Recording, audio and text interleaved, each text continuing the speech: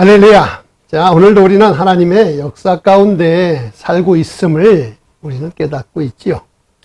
자, 계속해서 우리가 성경에 나타난 그 하나님의 역사, 그 가운데 있었던 사건들 가운데 하나, 노아의 그 저주 사건을 중심으로 해서 함께 은혜를 나누는 시간을 갖기로 하겠습니다. 자, 홍수가 이제 끝났어요. 노아의 홍수가. 그리고 나서 하나님께서는 노아와 그의 아들들에게 복을 주시면서 다음과 같이 말씀하셨습니다. 생육하고 번성하여 땅에 충만하라. 많이 들어본 말씀이죠. 자, 이 말씀은 하나님이 아담에게 주었던 첫 번째 말씀입니다. 그런데 이 말씀을 하나님께서는 노아와 또 그의 아들들에게 다시 주었죠. 그리고 이 말씀에 의거해서 노아는 농사를 시작을 했습니다. 그리고 포도나무를 심었어요.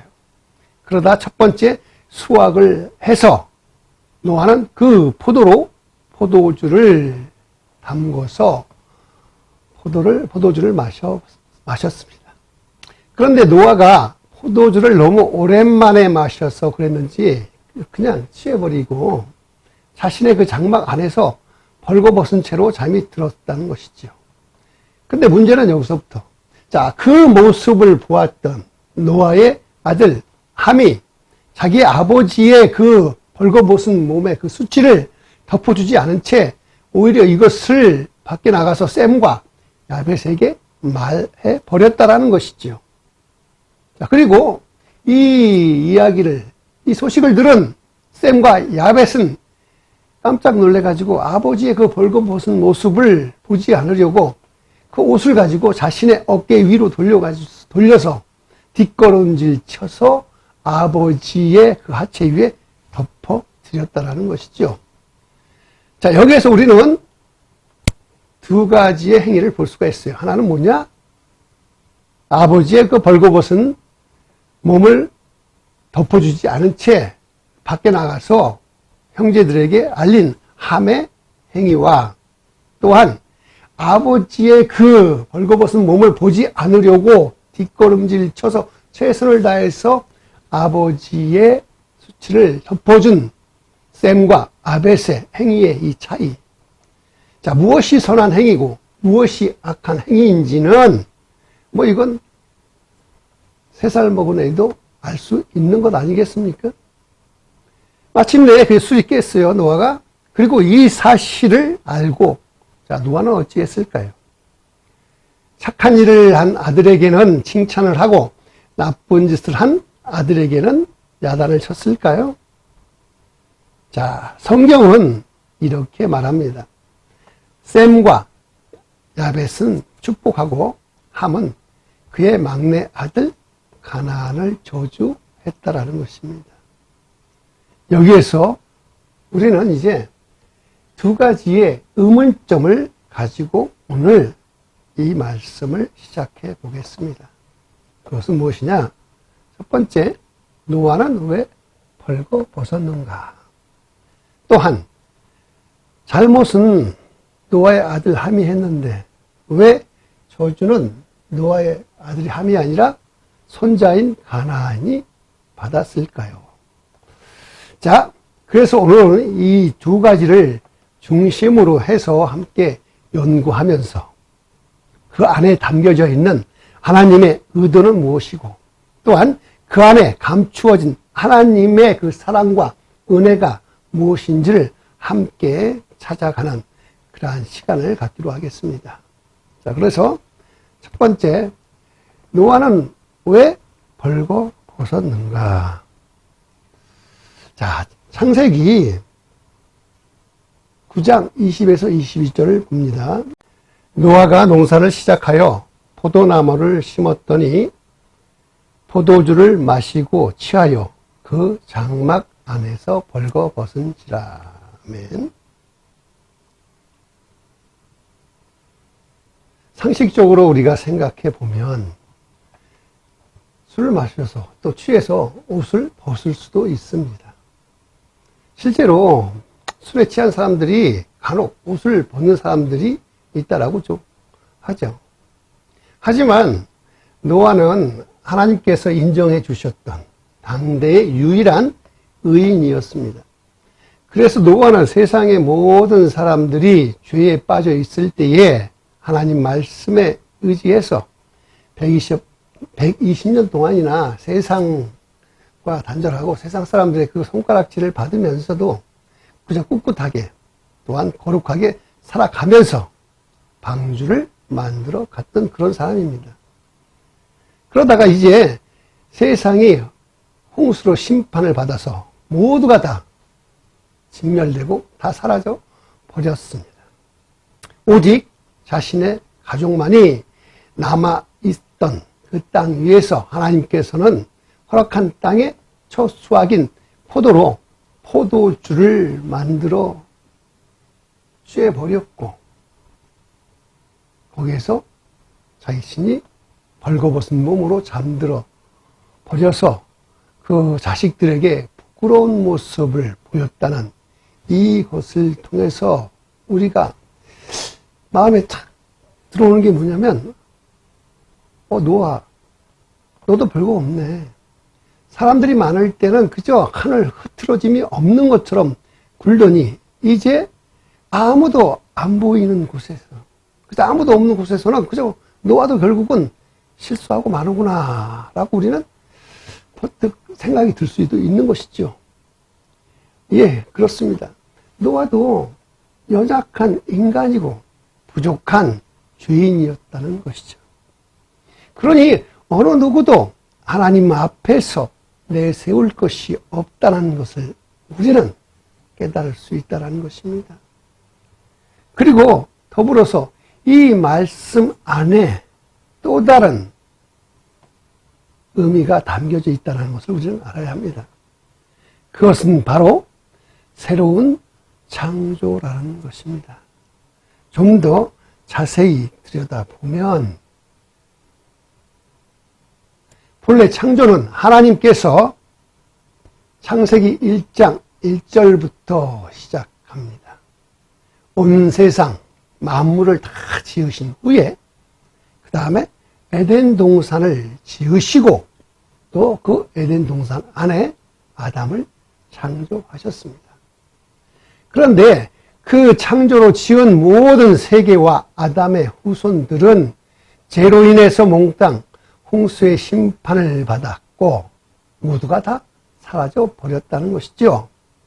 오직 방주에 들어간 노아의 가족들과 동물들만이 남아서 그들이 이제 새로운 세상, 그들이 세워나가는 새로운 세상이 시작이 되었다라는 것이죠. 이것을 새로운 창조라 합니다.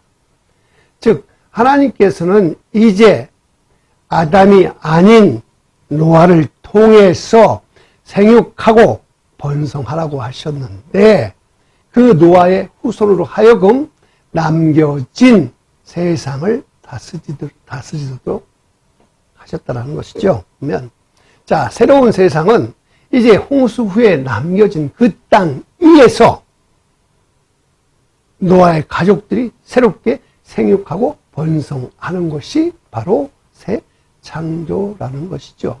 자, 이 말씀의 근거는 창세기 2장 8절에 하나님이 동방에 에덴의 동산을 창설하시고 해서 창설이란 이 단어가 히브리어로는 웨이야 셈이라는 단어를 사용하였다는 것이죠. 그런데 이게 창세기 9장 20절에 노아가 농사를 시작하여 해서 농사를 경작하다라는 단어가 웨이야셈 같은 단어였다라는 것입니다. 즉 하나님께서는 원래 창조에서는 에덴을 창설하시는 것과 노아가 이제 농사를 시작하는 것이 재창조, 즉 같은 상황으로 지금 봐야 된다는 것입니다.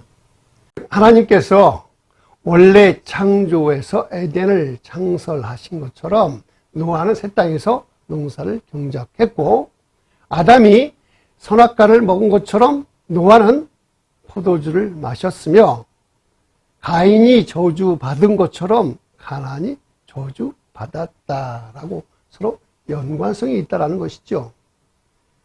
자, 이것을 통해서 우리가 알 수 있는 것은 뭐냐? 하나님께서는 원래 창조에 에덴을 창설하셨는데 노아는 이 재창조에서 농사를 경작했다라는 것을 같은 상황으로 같은 상황으로 봐야 되는 그 시각이 있어야 된다는 것이죠. 그래서 결과는 아담은 하나님의 그 에덴 동산에서 선악과를 먹고 그제서야 벌거벗은 줄을 알게 된 것처럼 노아는 자신이 경작한 땅에서 포도주를 마시고 벌거벗었다라는 그 상황은 창조에 뒤따라오는 죄의 그 결과가 있다라는 것을 말해주는 것이죠. 자, 여기에서 성경이 우리에게 보여주고자 하는 것은 뭐냐? 하나님의 창조와 노아의 재창조와의 그 연관성이 하나님의 창조에서 아담에게 누리라고 주신 그 선물인 에덴 동산을 아담이 누리지 못했던 것처럼 이제 노아도 구원받아서 하나님이 그 남겨진 그 새 땅을 노아가 누리고 살아야 하는데 앞으로 그것을 제대로 누리고 살지 못한다라는 것입니다. 또한 아담의 후손인 가인이 저주를 받은 것처럼 노아의 후손인 함의 아들 가나안이 저주를 받게 되는 것, 이것을 통해서 우리는 알 수 있는 것이 뭐냐?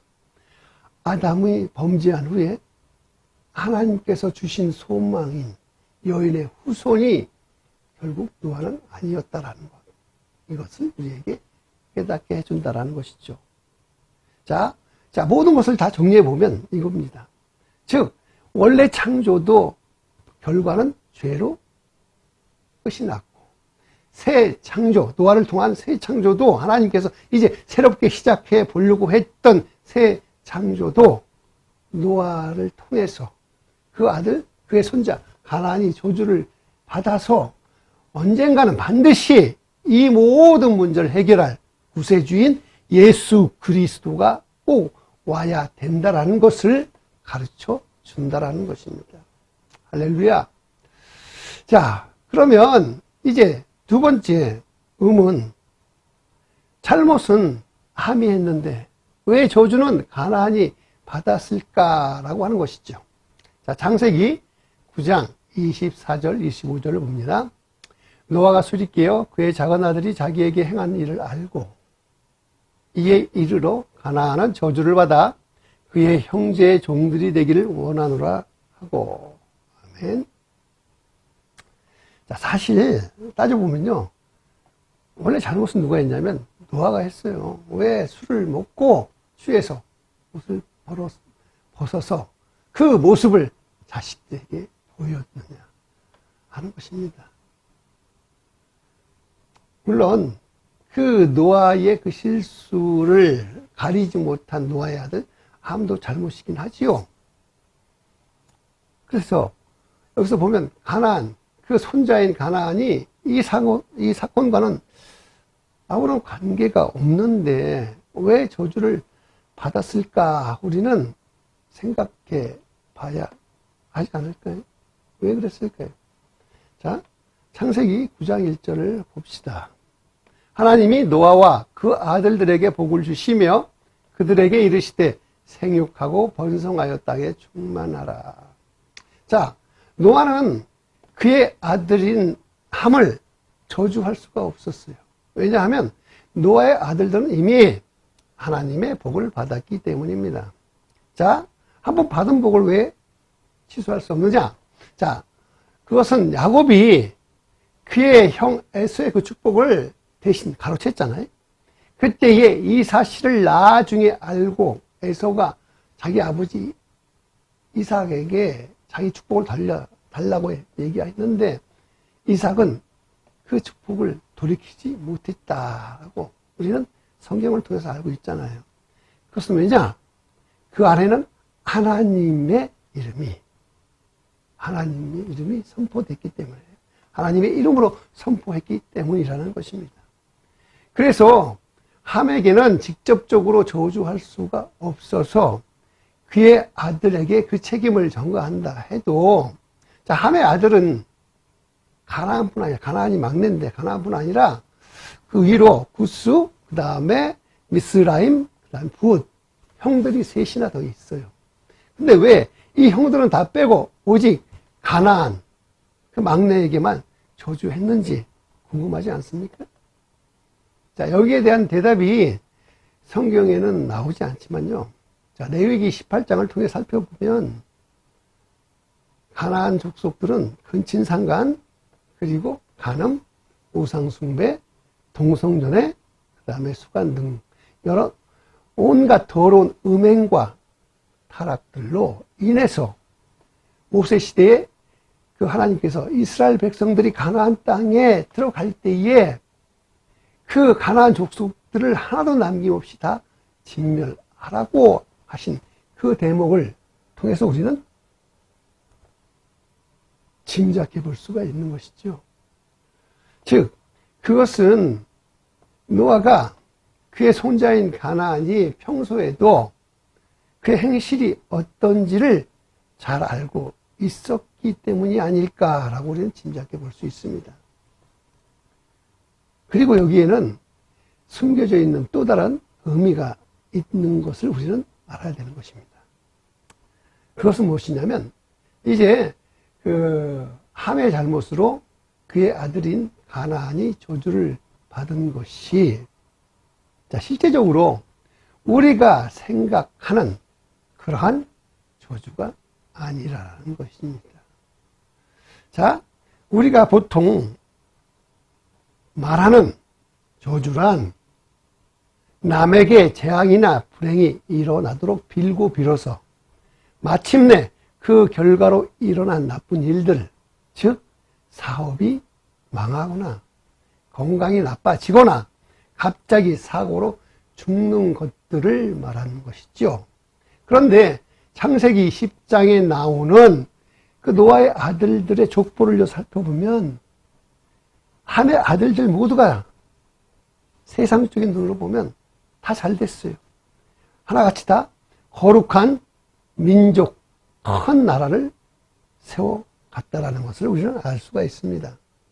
자, 첫째 아들 구스는 그 에디오피아의 그 조상이 되었는데, 그의 후손 가운데 니므롯이라고 하는, 그는 당시에 가장 큰 나라, 바벨론, 그 다음에 아수르 등 이러한 큰 나라를 세우는 거대한 민족이 되었고, 또한 둘째 아들인 미스라임은 그 이집트의 조상이 되었는데, 뭐 이집트 하면 그 이스라엘 백성들을 얼마나 괴롭게 했던, 힘들게 했던 민족인지 잘 알고 있지요.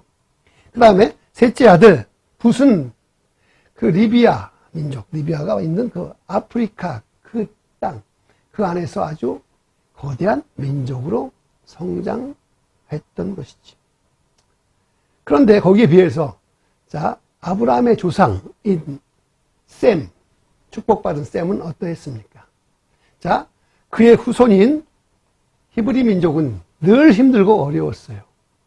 아브라함 시대에 가나안 땅에 처음 들어갔는데 그때도 늘 여기저기 돌아다녀야 됐고, 그저 한 땅, 그저 나중에 죽을 때 묘지를 쓸만한 땅 빼고는 땅도 소유하지 못했습니다.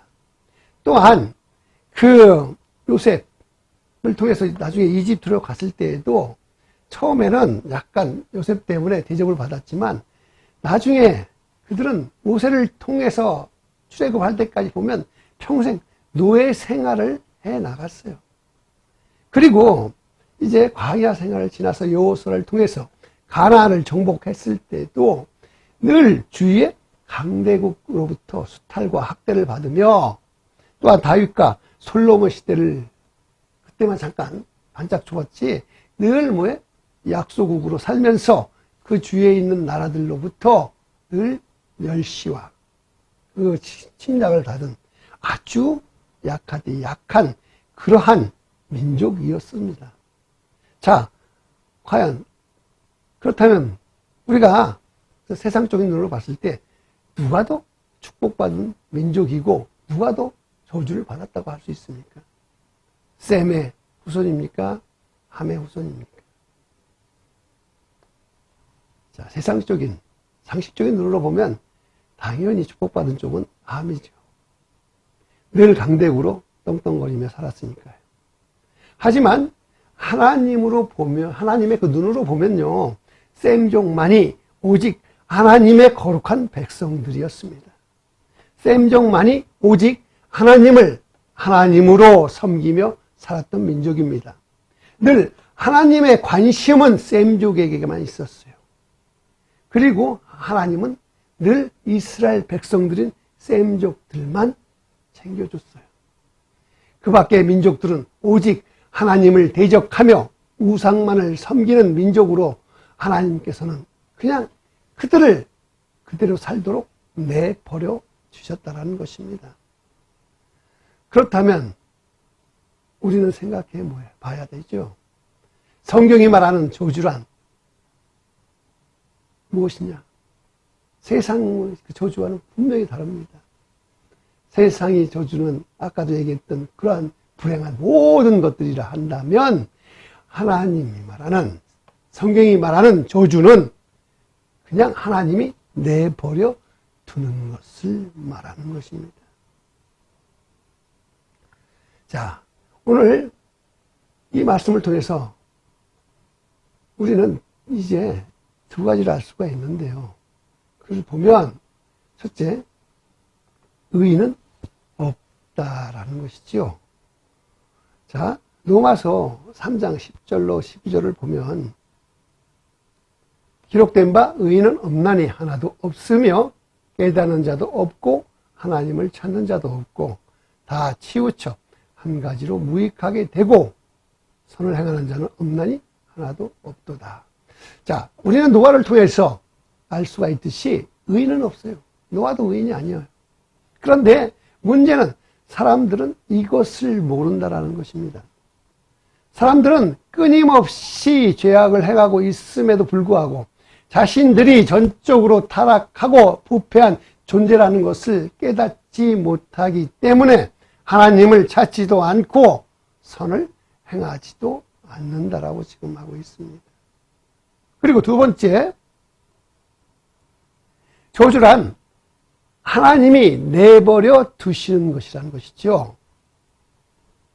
세상의 저주가 사람들은 진짜 저주라고 착각하고 있어요. 하지만 수많은 하나님의 사람들은 이러한 세상의 저주에도 끄떡하지 않습니다. 하나님의 말씀을 전하다가 십자가에 달려 죽은 많은 순교자들이 세상적인 눈으로는 저주 같지만 아니죠. 진짜 저주는 무엇인지 그 순교자들이 너무 잘 알고 있기 때문에 그들은 의연할 수 있었다는 것입니다. 자, 로마서 1장 28절을 보면 또한 그들이 마음에 하나님 두기를 싫어하며 하나님께서 그들을 그 상실한 마음대로 내버려 두사 합당하지 못한 일을 하게 하셨으니. 자, 우리는 같은 세상에 살면서도요, 하나님을 섬기는 사람도 있고 또한 하나님을 멀리하는 사람도 있다는 것을 알 수 있습니다. 하나님께서 사람을 지으시고 택하시고 부르신 것은 바로 믿음으로 하나님 뜻을 따르며 순종하며 살게 하기 위한 하나님의 뜻이었는데 이것을 거역하고 하나님을 믿지 않으면서 하나님께서는 그들을 그냥 죄에 내버려 두시는 것, 이것이 바로 성경이 말하는 저주라는 것입니다. 그들은 마침내 심판날에 심판하신다. 아주 우리는 이것을 똑똑하게 기억해야 할 것입니다. 자, 오늘 우리는 이 말씀을 통해서 받은 바 은혜를 기억하며 함께 기도하시겠습니다.